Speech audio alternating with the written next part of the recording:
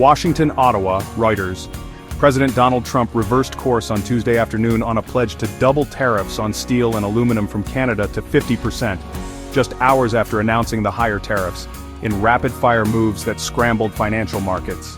The switch came after a Canadian official also backed off his own plans for a 25% surcharge on electricity. Trump's latest salvo, which whipsawed financial markets and rekindled fears of inflation, followed Ontario Premier Doug Ford's announcement that he would place a 25% surcharge on the Electricity Canada's most populous province supplies to more than 1 million U.S. homes unless Trump dropped all of his tariff threats against Canada's exports into the U.S. Faced with Trump's 50% tariff threat, Ford agreed to suspend the surcharge and meet with U.S. Commerce Secretary Howard Lutnick in Washington on Thursday. The White House then announced that only the previously planned 25% tariffs on steel and aluminum products from the United States' northern neighbor, Canada, and all other countries would take effect on Wednesday, with no exceptions or exemptions. This move is part of a broader strategy to protect domestic industries and reduce the trade deficit. The escalation of the trade war occurred as Prime Minister Justin Trudeau prepared to hand over power this week to his successor Mark Carney, a former governor of the Bank of Canada and the Bank of England. Carney, who won the leadership race of the ruling Liberals last weekend, is expected to bring a wealth of experience in financial and economic matters to his new role. His leadership will be crucial in navigating the country through these turbulent times, especially with the ongoing trade tensions and economic uncertainties.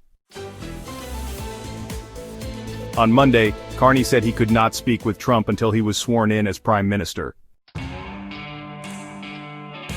White House Press Secretary Karoline Leavitt told reporters that Ford's initial comments were egregious and insulting, and said Canada would be very wise not to shut off electricity for the American people. Trump was determined to ensure the United States relied on its own domestic electricity, she said.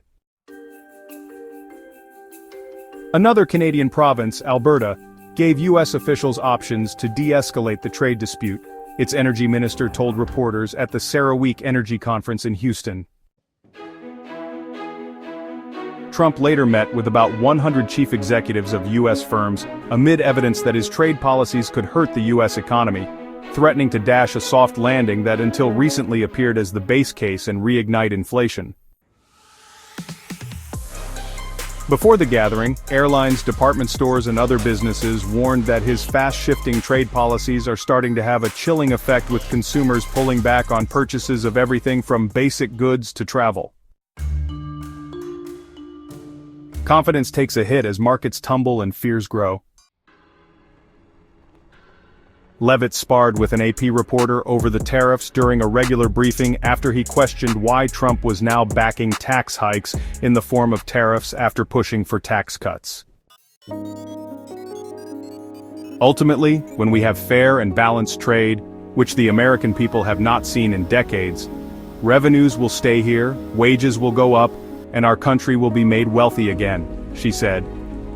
Leavitt emphasized that the current trade policies have been detrimental to the American economy, and I think it's insulting that you are trying to test my knowledge of economics and the decisions that this president has made. She pointed out that the administration has been working tirelessly to rectify the imbalances. I now regret giving a question to the Associated Press. Leavitt's frustration was palpable as she addressed the room, making it clear that she felt misunderstood and misrepresented. She concluded her response by reiterating her commitment to ensuring that American workers and families benefit from future trade deals. Investors are bracing for a further round of tariffs on autos, as well as tit-for-tat reciprocal tariffs in early April. Canada and China have retaliated with their own tariffs on U.S. exports, while Mexico stopped short of retaliation after Trump delayed his planned levies on the southern U.S. neighbor. This is what a trade war looks like, said Josh Lipsky, senior director of the Atlantic Council's Geoeconomics Center. Tit-for-tat escalation which can quickly spiral to both sides' economic detriment. The metals tariffs will apply to millions of tons of steel and aluminum imports from Canada, Brazil, Mexico, South Korea, and other countries that had been entering the United States on a duty-free basis under carve-outs. Trump has vowed that the tariffs will be applied without exceptions or exemptions in a move he hopes will aid the struggling U.S. industries. Trump's promise to double the metals levies on Canada sent some aluminum prices soaring. Price premiums for aluminum on the U.S. physical market climbed to a record high above $990 a metric ton on Tuesday.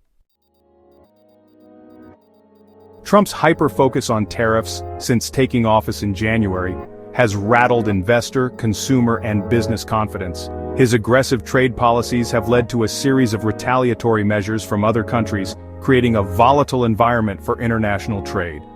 This uncertainty has made it difficult for businesses to plan for the future, leading to a slowdown in investment and hiring. Economists are increasingly worried that these policies could push the economy into a recession. The constant back and forth of tariffs and trade restrictions has disrupted supply chains and increased costs for both businesses and consumers. This has led to higher prices for goods and services, further straining household budgets. A small business survey on Tuesday showed sentiment weakening for a third straight month, with many owners expressing concerns about the future.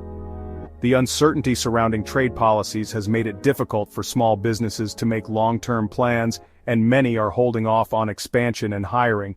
This has fully eroded the confidence boost that followed Trump's November 5th election victory. Initially, there was optimism that his pro-business stance would lead to economic growth, but the reality of his trade policies has dampened that enthusiasm.